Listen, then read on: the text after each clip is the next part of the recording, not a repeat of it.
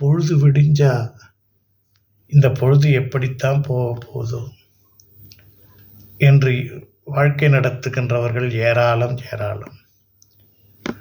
அவர்களை குறிவைத்து மதிமயங்க வைத்து அடிமைப்படுத்தும் கூட்டமும் ஏராளம் ஏராளம். எது நல்லது எது கெட்டது என்று சிந்திக்க விடாமல் மனிதனை தள்ளாட வைக்கின்ற ஒரு படுபாவி கூட்டமும் ஏராளம் ஏராளம். இப்படி இருக்கிற இடத்திலே கல்லிலே பயிர் நட்டால் விளையுமா?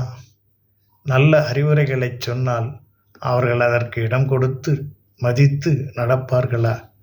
இங்கே மதிமயங்கும் கூட்டம் இருக்க மானுடம் திருந்துவது எப்போது? முயற்சி செய்வோம். மானுடத்தை வளர்க்க, நேசத்தை பெருக்க, பாசத்தோடு வாழ.